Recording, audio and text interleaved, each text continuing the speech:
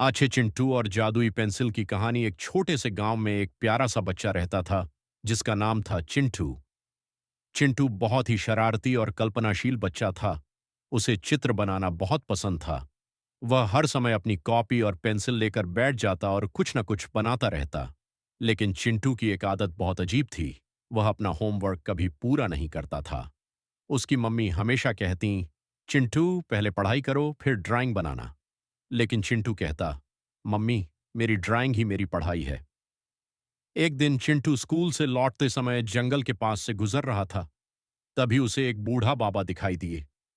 बाबा बहुत थके हुए लग रहे थे। चिंटू तुरंत उनके पास गया और बोला, बाबा, क्या मैं आपकी मदद कर सकता हूं? बाबा मुस्कुराए और बोले, बेटा, मुझे थोड़ा पानी चाहिए। चिंटू दौड़कर पास के कुएं से पानी लाया और बाबा को दिया। बाबा खुश हो गए। उन्होंने अपनी जेब से एक चमकती हुई पेंसिल निकाली और चिंटू को देते हुए बोले, यह कोई साधारण पेंसिल नहीं है। इससे जो भी तुम बनाओगे वह सच हो जाएगा। चिंटू की आंखें चमक उठीं। उसने खुशी खुशी पेंसिल ले ली और घर की ओर दौड़ पड़ा। जादू की शुरुआत घर पहुंचते ही चिंटू ने अपनी कॉपी निकाली और एक चॉकलेट बनाई।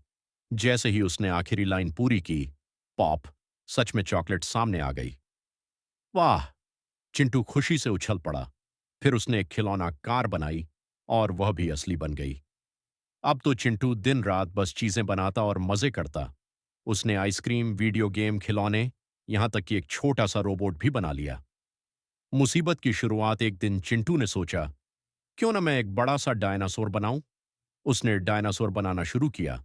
जैसे ही उसने चित्र पूरा किया, धड़ाम, एक असली विशाल डायनासोर उसके कमरे में आ गया।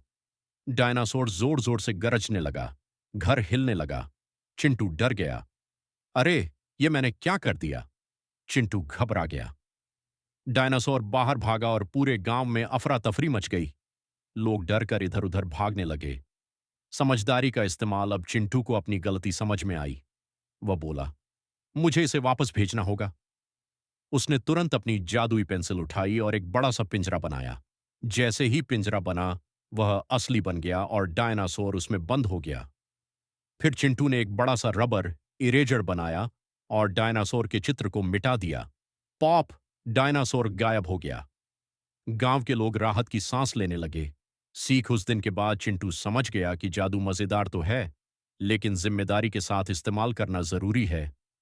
उसने अब सिर्फ अच्छी चीजें बनानी शुरू की, जैसे कि जरूरतमंद लोगों के लिए खाना, बच्चों के लिए किताबें और गांव के लिए एक सुंदर पार्क।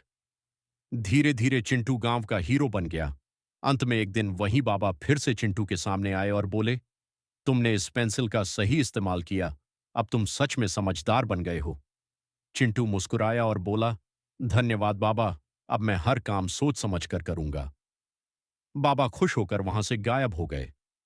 और चिंटू, वह अब भी ड्राइंग बनाता है, लेकिन अब हर चित्र में एक अच्छी सोच होती है। सीख, मॉरल, शक्ति चाहे जादू की हो या दिमाग की, उसे हमेशा समझदारी और जिम्मेदारी के साथ इस्तेमाल करना। अगर आपको यह वीडियो